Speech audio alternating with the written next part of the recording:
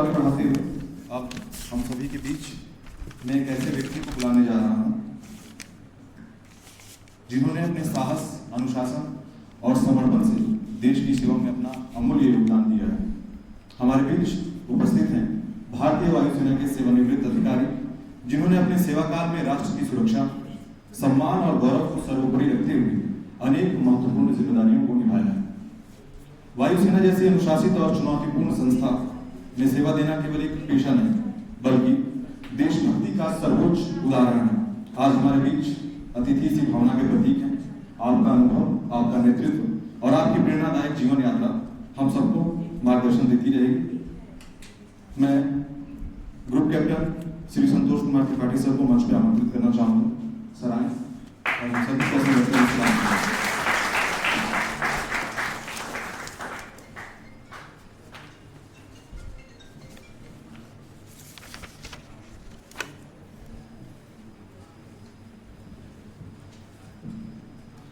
Ladies and gentlemen, very good morning to all of you.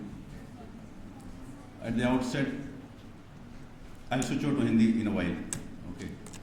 So, at the outset, I would like to convey my deepest gratitude to the university, the Faculty of Political Science, and gentlemen, I'm sorry I don't know your name, but the kind words that he spoke about me. I am not very sure as to how much will I be up to the expectations of the introducing person that he's spoken about. Now I will switch over to the speech. I am here to basically interact with the students of the political science, the Faculty of Political Science. It does not mean that the rest of the people who are sitting here are ignored or something. They will carry something from this lecture. The topic of my lecture that has been given is Bharat का defence manufacturing, आत्मनिर्भरता और शक्ति और नियंत्रण। बड़े बड़े शब्द हैं, इसको बड़ी सिंपल भाषा में मैं समझाने की कोशिश करूंगा आप लोगों को। समय मेरे पास, मैंने जो प्लान किया था थोड़ा ज़्यादा था, लेकिन व्यस्तता के नाते केवल 20 मिनट मिले हैं। अगर लेक्चर के बाद में एंड में अगर आप लोगों को कुछ शक, शंका, डाउट होगा तो आप पूछ सकते हैं। बीच में नोट करते जाइए, अगर बीच में भी कोई डाउट कहीं पे आता है नोट करते जाइए। End of the session so that मेरा फ्लो बनता रहे और हम बात करते हैं लगातार।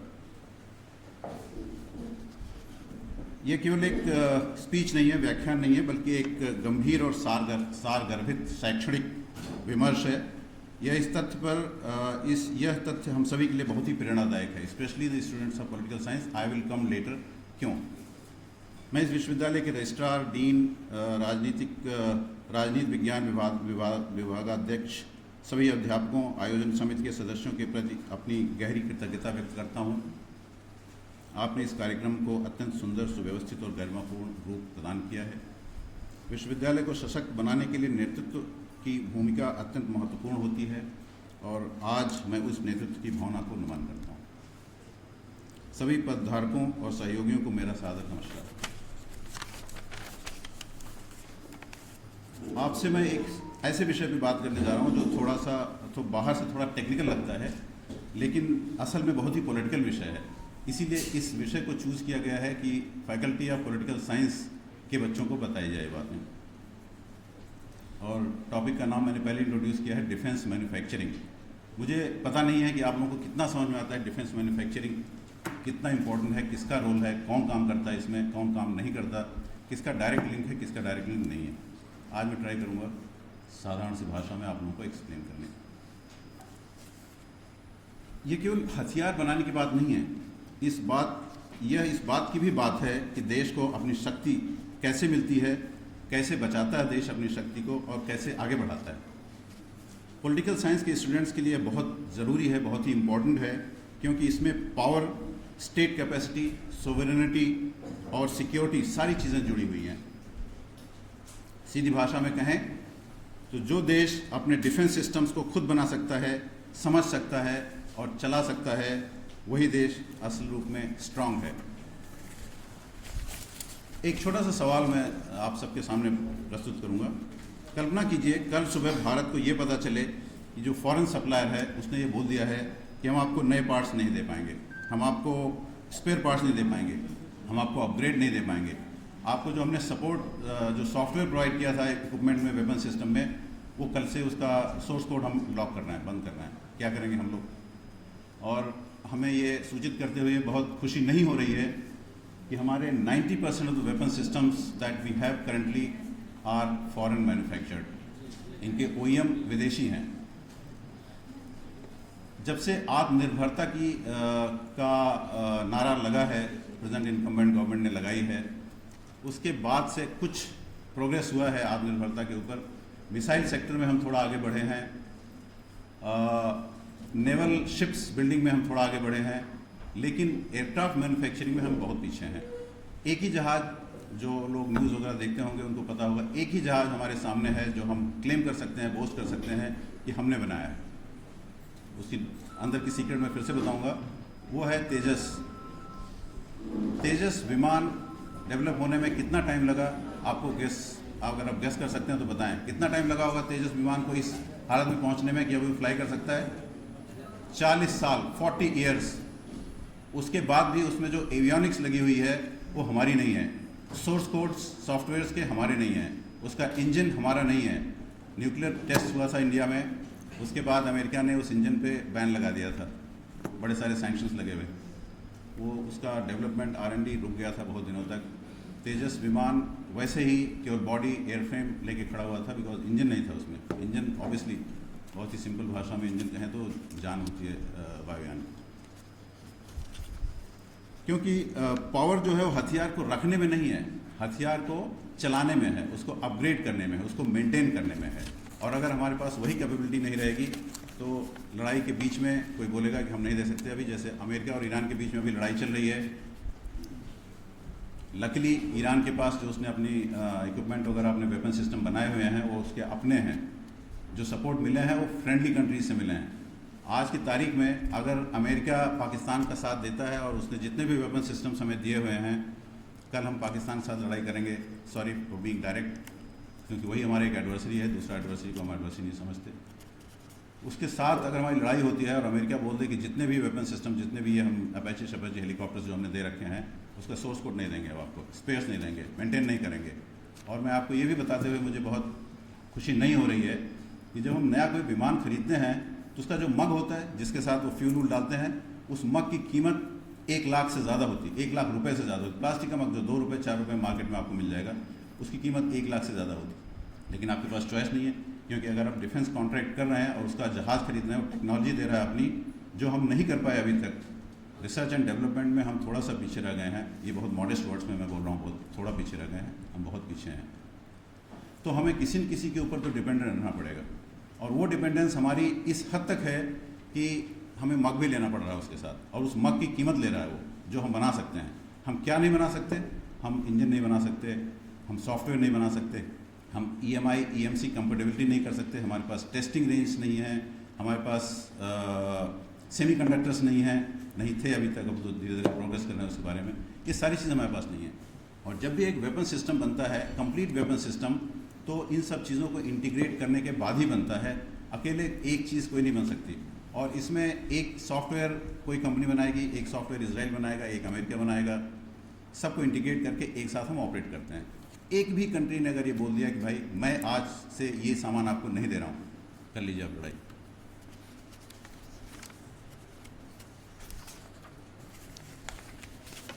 आज़ादी के बाद भारत ने डिफेंस इंडस्ट्री खड़ी करने की कोशिश की है, और ये बहुत ही हम्बल बिगनिंग है। हम्बल बिगनिंग, बहुत ही हल्के से शुरुआत की है, क्योंकि हम जो मूवमेंट ऑफ इनर्शिया में रहते हैं, इनर्शिया हमें बहुत देर तक किसी चीज़ को रोकने में, न करने देने में बहुत ही कंट्रीब्यूट करता है। HAL है, BEL है, BDL है, ऑर्डिनेंस फैक्ट्रीज़ हैं, इन जैसी संस्थाओं को हमने बनाया है और वो काम कर रहे हैं, रिसर्च एंड डेवलपमेंट कर रहे हैं। लेकिन रिसर्च एंड डेवलपमेंट एक बहुत ही लंबा समय लेने वाला टॉपिक है। 50 साल लग जाते हैं एक एयरक्राफ्ट को डेवलप करने में, और अगर तेजस को हमने 40 साल में डेवलप किया है, वो भी पार्ट जो हम बाहर से ले रहे हैं उसके साथ, तो इमेजिन करिए कि अगर हमें अगला, और तेजस हमारा 2.5 थर्ड जनरेशन का एयरक्राफ्ट, अगर हमें 4th जनरेशन 5th जनरेशन, आजकल तो 5th जनरेशन FGFA वगैरह बन रहे हैं, अगर उस लेवल तक हमें आना है तो हमें कितना टाइम लगेगा? बाय द टाइम हम उस लेवल पर पहुंचेंगे, सोचिए कि अमेरिका कौन सा जहाज़ बना चुका है या रशिया कौन सा जहाज़ बना चुका होगा, फिर हम पीछे ही रहेंगे।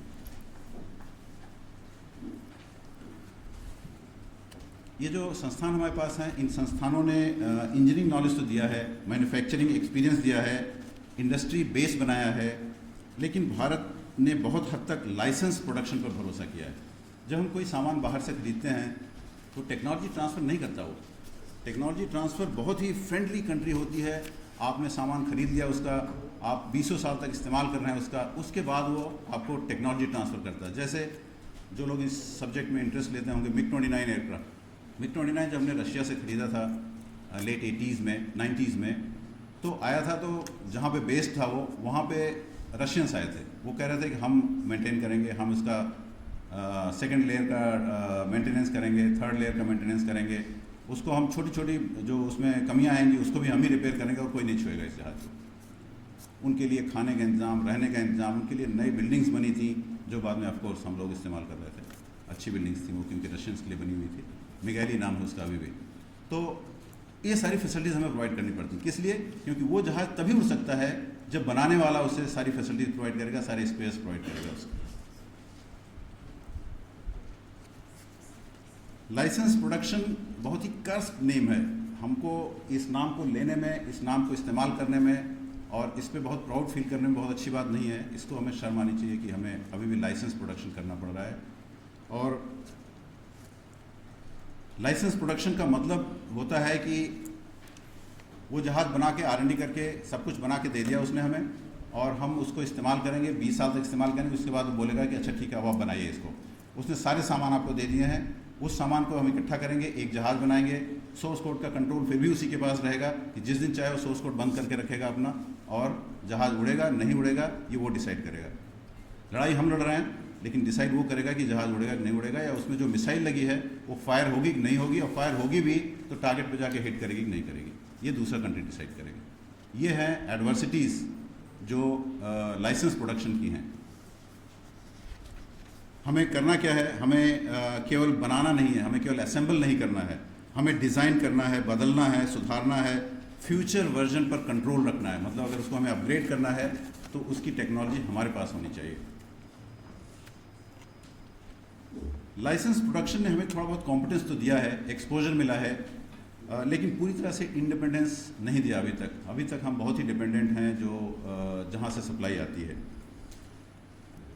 ये सब कुछ ऐसा है जैसे घर में बनाने के, जिसे आपको घर में बनाने की परमिशन मिल जाए, लेकिन नक्शा की रेनोवेशन आज पूरा अधिकार जो है हमारे पास नहीं हो, तो हम पूरी तरह से उसके ऊपर डिपेंडेंट रहेंगे। हर चीज़ को जोड़ के बना सकते हैं, खड़ा कर सकते हैं, असेंबल कर सकते हैं, लेकिन हम उसको उसमें बदलाव नहीं कर सकते, अपने हिसाब से मॉडिफाई नहीं कर सकते, अपने हिसाब से अपग्रेड नहीं कर सकते। पॉलिटिकल साइंस के स्टूडेंट्स के लिए बहुत ज़रूरी बात है, क्योंकि सोवरेनिटी सिर्फ सीमा पर नहीं बनती। सोल्जर्स सोवरेनिटी मेंटेन करने के लिए केवल फिजिकली खड़ा हुआ वहाँ पे बंदूक दाग के वो दुश्मन को मार देगा, लेकिन अंदर की जितनी चीज़ें हैं वो आप लोगों पर डिपेंड करती हैं, क्योंकि आप लोग फ्यूचर के सिविल सर्वेंट्स हो, पॉलिटिकल लीडर्स हो, फ्यूचर हो इस देश के। सोवरेनिटी इंडस्ट्री में आपका जितना कंट्रीब्यूशन है उतना सोल्जर्स का नहीं है। सोल्जर्स का काम है कि वो वेपन सिस्टम में बैठेगा, लॉक करेगा दुश्मन के ऊपर, फायर करेगा। उसको ये चाहिए कि जिस वेपन सिस्टम को फायर कर रहा है वो गोली निकलनी चाहिए उसमें से इफेक्टिवली, जाके दुश्मन को लगनी चाहिए और दुश्मन को मर जाना चाहिए, ये उसका काम है। लेकिन वो गोली उसके पास कहाँ से आएगी, वो वेपन सिस्टम कहाँ से आएगा उसके पास, और वो वेपन सिस्टम कारगर होगा कि नहीं, इफेक्टिव होगा कि नहीं, ये काम देश का है, स्टेट का है। सोवरेनिटी आपके पास होगी तभी होगा ये देश। इसलिए हम पॉलिटिकल साइंस के स्टूडेंट्स को स्पेशली एड्रेस कर रहे हैं इस चीज़ के लिए।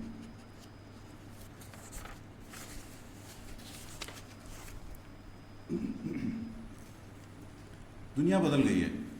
सिर्फ युद्ध जो है सिर्फ टैंक, गन और प्लेन से नहीं लड़े जा रहे हैं। Software, sensor, cyber systems and data बहुत महत्वपूर्ण है। अमेरिका ने अपने 3 पायलट्स ईरान से एक्सट्रैक्ट किए हैं।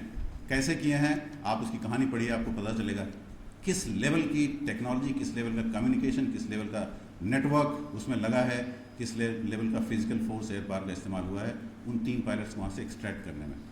ये आप लोग पढ़िएगा इसको। स्कोप ऑफ लेक्चर नहीं है, नहीं तो हम आपको बताते।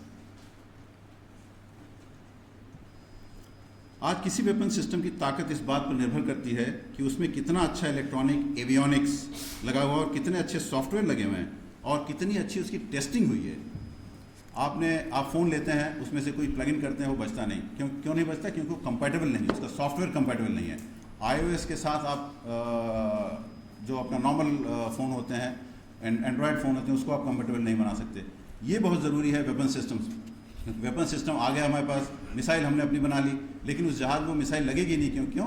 क्योंकि जब पायलट प्रेस ट्रिगर करेगा तो वो मिसाइल पे सिग्नल नहीं जाएगा और मिसाइल फायर नहीं होगी और आगे नहीं, उसका गाइडेंस नहीं होगा। इसलिए बहुत ज़रूरी है कि अगर हम मिसाइल बनाते हैं तो उसका इंटीग्रेशन उस सिस्टम के साथ होना चाहिए जो हमने इंपोर्ट किया, जो हमने बाहर से लिया हुआ। ये कहता है कैपेबिलिटी, सॉफ्टवेयर की मैचिंग एक दूसरे के साथ। मेजर 3 समस्याएं हैं इस समय। एक तो सप्लाई चेन मैनेजमेंट है, पार्ट्स का न मिलना। अगर सप्लाई चेन होगा, जैसे हमने कोई सामान अमेरिका से लिया है, अभी हार्मूज से हमारे पास तेल गैस तो आ नहीं रही है, तो बाकी सामान कैसा है? क्योंकि दूर दूर तक डिस्टेंसेज जो हैं वो शिप से शिप किए जाते हैं, बाई सी आते हैं। टेक्नोलॉजी डिनाइल, यानी कोई भी कंट्री टेक्नोलॉजी देने से रोक दे, अपनी टेक्नोलॉजी नहीं दूंगा मैं, कर लीजिए आप जो करना हो आपको। सिक्योरिटी प्रेशर, यानी संकट के समय इक्विपमेंट की ज़रूरत और बढ़ जाना। आपने कभी इमेजिन किया था कि ईरान इतनी सारी मिसाइलें फायर करेगा? नहीं किया था। अगर उसने बहुत दिन से प्रिपरेशन नहीं की होती, तैयारी नहीं की होती, उसको स्टोर नहीं किया होता, तो प्रॉब्ली अमेरिका ने 2-3 दिन में उसको ख़त्म कर दिया होता और आज वो चुपचाप बैठ गया होता। तो ये ज़रूरत है हमारी कि हमारे पास अपनी कैपेबिलिटी होनी चाहिए, और डेस्पाइट द डिग्रेडेशन और distractions, Iran has still been able to withstand the attacks from America and Israel. इसलिए आज डिफेंस मैन्युफैक्चरिंग सिर्फ इंजीनियरिंग का विषय नहीं है, ये राजनीतिक, सिक्योरिटी और डेवलपमेंट तीनों का विषय है। भारत ने क्या किया है? भारत ने पिछले कुछ वर्षों में इस दिशा में कदम उठाए हैं। आत्मनिर्भर भारत के तहत गवर्नमेंट ने कहा है कि भारत को डिफेंस सिस्टम्स में ज़्यादा सेल्फ रिलायंट होना पड़ेगा। अब इंडिजिनस डिज़ाइंस और डेवलपमेंट को ज़्यादा महत्व दिया जा रहा है। मेरा अपना पर्सनल एक्सपीरियंस है, आकाश मिसाइल सिस्टम का नाम आपने सुना होगा, जो अभी इंडिया एक्सपोर्ट भी कर रहा है। आकाश मिसाइल सिस्टम जब बन रहा था तो मैं उस समय उसी डिपार्टमेंट में काम कर रहा था, और उसके जो रिक्वायरमेंट्स हैं, ASRs हैं, वो हम ही लोगों ने मिलकर बनाए थे। आज में बहुत गर्व फील होता है कि वो मिसाइल सिस्टम पूरी तरह से मैच्योर हो गया है, डेवलप हो गया है, और किसी ऑपरेशंस में उसका इस्तेमाल भी है और हम एक्सपोर्ट भी कर रहे हैं।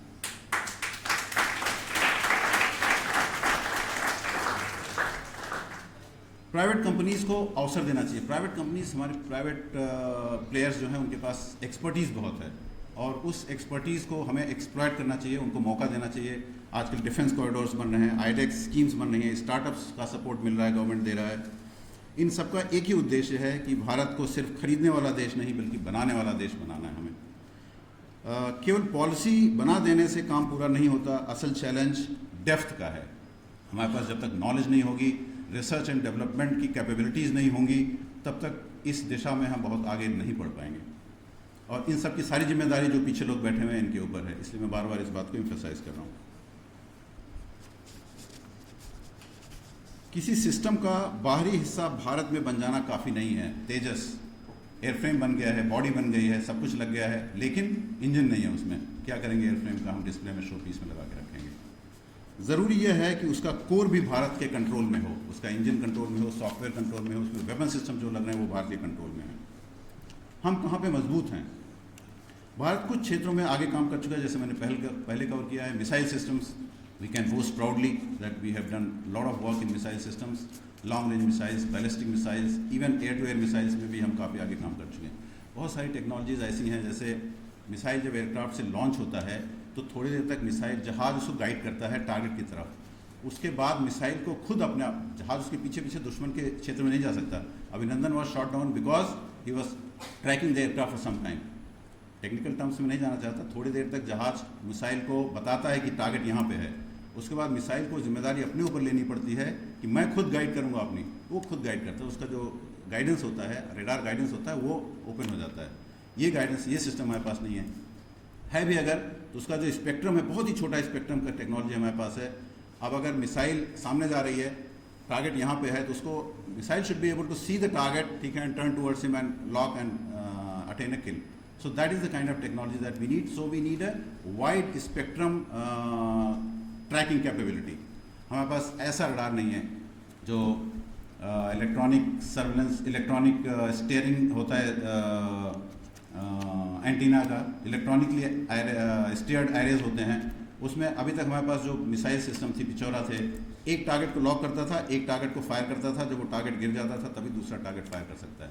अगर आपके पास 12 जहाज़ का स्ट्राइक पैकेज आ रहा है तो आप एक मिसाइल को, एक जहाज़ को मार दोगे, 11 जहाज़ आपके ऊपर आके बम मारेंगे, कोई फ़ायदा नहीं उसका। आकाश मिसाइल सिस्टम एक पहला सिस्टम बना जिसमें ऐसा रडार लगाया गया, वो भी हमने बाहर से लिया था, हमारे पास टेक्नोलॉजी नहीं थी उसकी। ऐसा रडार ने ये कैपेबिलिटी हमें प्रोवाइड किया कि एक साथ वो 12 टारगेट को ट्रैक कर सकता है, एक साथ वो 24 टारगेट को सर्च कर सकता है ना। उससे कैपेबिलिटी हमारी ये बढ़ी कि हमारे पास 4 बैटरीज लगी हुई हैं जिसमें 12-12 मिसाइल्स एक में लगी हुई हैं, 48 मिसाइल्स एक साथ हमारे साथ हैं। 24 टारगेट को सर्च कर रहा है। जब वो सर्च करता है तो जहाज़ जो आ रहा होता है उसके अंदर एक RWR मिलता है, रडार वार्निंग रिसीवर होता है, वो उस पायलट को बताता है कि भाई तुम्हें कोई सर्च कर रहा है, तो वो जो है ब्रेकआउट कर जाता है, चला जाता है बस। तो आधा से ज़्यादा प्रॉब्लम हमारी सॉल्व हो जाती है क्योंकि मिसाइल उसको सर्च कर रही है और जहाज़ डर के मारे भाग गया हमसे। लॉक ऑन होता है तो उसकी और ज़्यादा बुरी हालत होती है क्योंकि उसके बाद वो डिच मनोवर ही करता है क्योंकि उसको मालूम है मिसाइल लॉक ऑन कर गई, अगले किसी मोमेंट में हमें मार सकती है वो। मिसाइल सिस्टम्स में हो गया कैपेबिलिटी। नेवल शिप बिल्डिंग में बहुत आगे निकल गए हैं। हमारे पास न्यूक्लियर मिसाइल्स हैं जो हम खुद बना रहे हैं और खुद ही यूज़ कर रहे हैं। उसका फ़ायदा अपना अलग है, वो आपके सोचने का विषय है। इन क्षेत्रों ने हमें दिखाया है कि देश लंबे समय तक सोच कर अगर काम करे तो रियल स्ट्रेंथ बन सकता है। अगर हम मिसाइल बना सकते हैं, मल्टी टारगेट ट्रैकिंग कैपेबिलिटी ला सकते हैं, तो जहाज़ भी बना सकते हैं और एडवांस जहाज़ बना सकते हैं, 4th जनरेशन 5th जनरेशन के भी जहाज़ बना सकते हैं। हम कहाँ पे कमज़ोर हैं? टाइम की लिमिटेशन है, हम थोड़ा सा फास्ट चलेंगे। कहाँ पे कमज़ोर हैं हम, ये ज़्यादा ज़रूरी है आपको समझने के लिए, क्योंकि एविएशन के क्षेत्र में अभी भी चैलेंजेस बहुत हैं। तेजस एयरक्राफ्ट हमारी उपलब्धि है, लेकिन साबित कर दिया है कि भारत एयरक्राफ्ट डिज़ाइन और प्रोडक्शन कर सकता है, लेकिन इंजन की समस्या अभी बहुत बड़ी है। मैंने आपको डिटेल में उसके लिए बता दिया है। मॉडर्न एयर डिफेंस सिस्टम्स में बहुत ज़रूरी है जो active electronic scan array radar है, जिसके बारे में मैंने अभी बात किया आपको। इंफ्रारेड सर्च रडार है। F-35 कैसे मार के गिराए जा रहे हैं? F-35 ऐसे मार के गिराए जा रहे हैं क्योंकि उनका जो हीट सेंसर होता है, एक मिसाइल ऐसी होती है जो इंफ्रारेड सिग्नेचर को कैच करती है, उसके लिए वो अपना रडार नहीं खोलती, मिसाइल अपना रडार नहीं खोलती। और मिसाइल अपना रडार नहीं खोलेगी तो जो टारगेट पायलट होता है उसको पता नहीं चलेगा कि मुझे कोई मिसाइल ट्रैक कर रही है, तो वो चुपचाप बैठा रहेगा, जो मिसाइल आके हिट कर जाएगी तभी उसको पता चलेगा। इंफ्रारेड मिसाइल सिस्टम इसी बात को आपको फैसिलिटी प्रोवाइड करती है कि वो केवल heat sensor, heat seeking missile होती है, वो जो उसमें फ्रेम निकल रही होती है, जो उसमें हीट होती है, उस पर लॉक ऑन करके जाती है, इसलिए किसी को कुछ पता नहीं चलता मुझे कोई आके हिट कर रहा है। That is the best part. That is where infrared search tracking system is helpful. EW suite, electronic warfare system. अगर हमें पता चले कि हमारे पास मिसाइल आ रही है तो हम करें क्या? उसका हमारे पास कोई तोड़ तो होना चाहिए। हमारे पास शैफ हैं, फ्लेयर्स हैं, ये सारे इलेक्ट्रॉनिक सुइट के पार्ट होते हैं। और प्लस हमारे पास एक ऐसा पॉड होना चाहिए जो हमें बताए कि मिसाइल हमारे ऊपर लॉक कर रही है या रडार हमें सर्च कर रहा है, रडार हमें ट्रैक कर रहा है। ये जानकारी जब तक हमें नहीं मिलेगी तब तक हम वो EW सुइट लेके भी कुछ नहीं कर सकते। इसलिए किसी भी वेपन सिस्टम में कंप्लीट वेपन सिस्टम तभी होगा जब उसके पास मारने की क्षमता होगी, अपने आप को डिफेंस करने की क्षमता होगी और इवॉल्व करने की क्षमता होगी फ्यूचर में, क्योंकि फ्यूचर टेक्नोलॉजीज बहुत फास्ट चेंजिंग, डायनामिक होती हैं। इलेक्ट्रॉनिक चिप्स हैं, पावर और बेटर परफॉर्मेंस देते हैं जो अच्छी चिप्स हैं। ये सब सारे बहुत टेक्निकल लग रहे होंगे आपको, लेकिन इनका सिंपल मतलब है कि जो देश इन पर कंट्रोल रखता है वही फ्यूचर बैटलफील्ड में ज़्यादा स्ट्रांग रहेगा।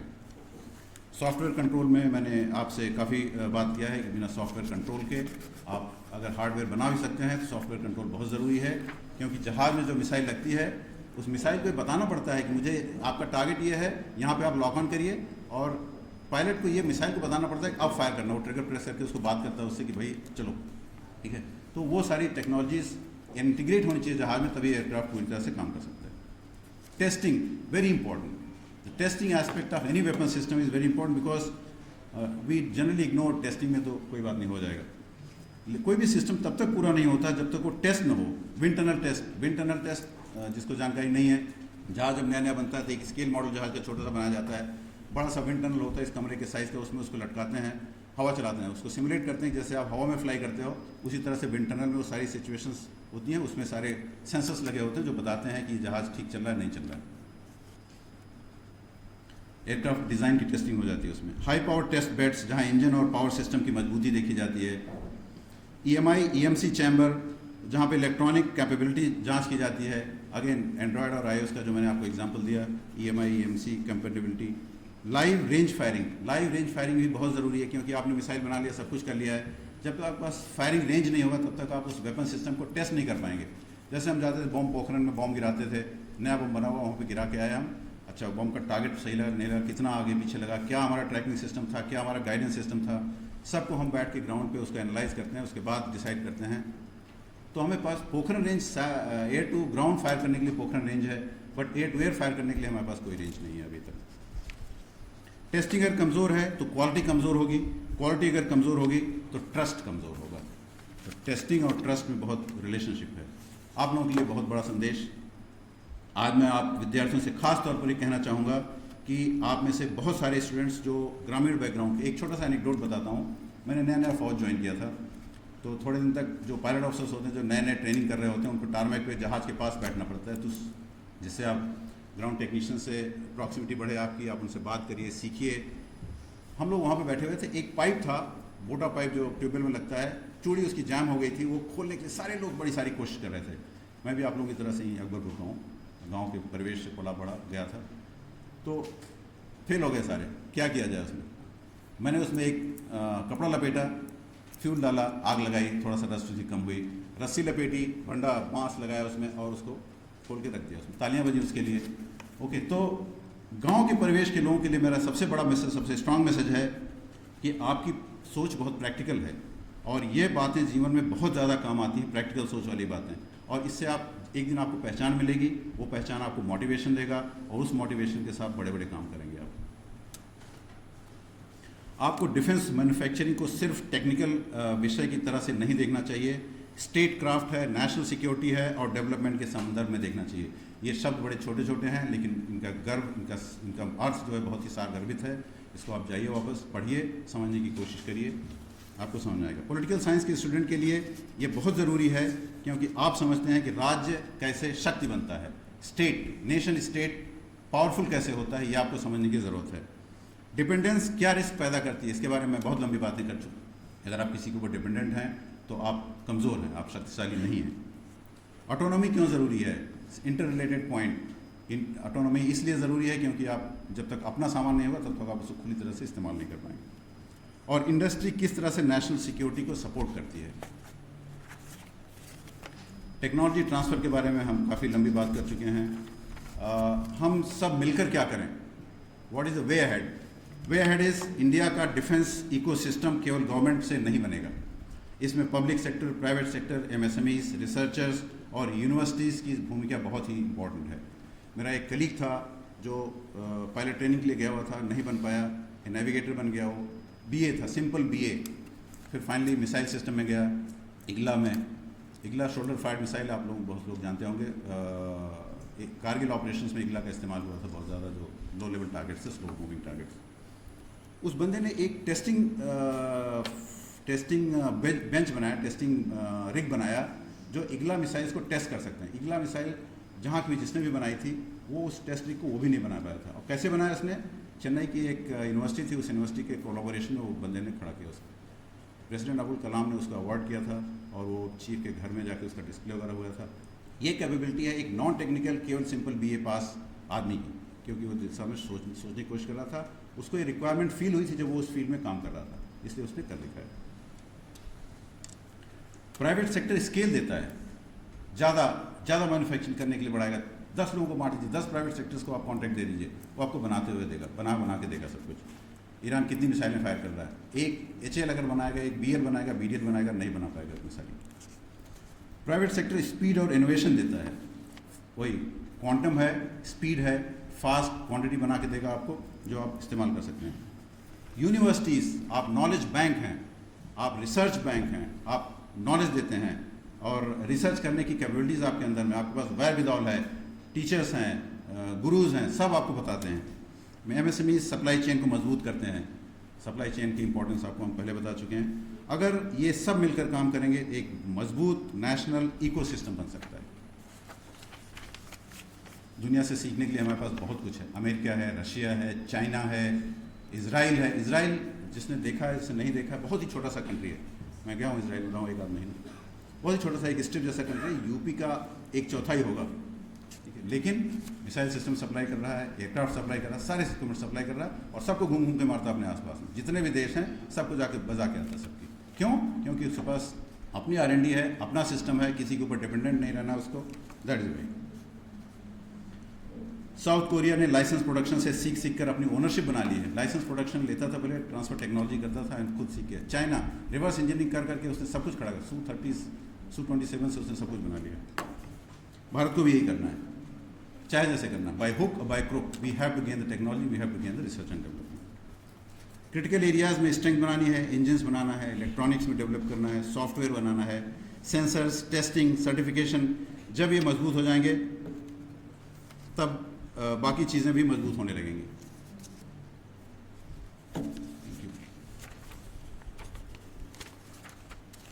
फाइनल मैसेज, और सारा मैसेज आजकल आप लोगों के लिए, आज के सब्जेक्ट में सारा मैसेज पॉलिटिकल साइंस के स्टूडेंट्स के लिए। मैं अपनी बात एक सरल वाक्य में समाप्त करना चाहूँगा। भारत को असेंबली से नहीं ओनरशिप की ओर जाना है, ओनरशिप की ओर जाना है, वेरी इंपॉर्टेंट। प्रोडक्शन से कंट्रोल की ओर जाना है। आप प्रोडक्शन कर लेंगे, कोई बता देगा इसको ऐसे बनाओ, इसको ऐसे बनाओ, लेकिन आपको कंट्रोल होना चाहिए उस पर, ये कैसे बनाना है, उसकी टेक्नोलॉजी हमारे पास होनी चाहिए, उसका वेयरविदॉल हमारे पास होना चाहिए,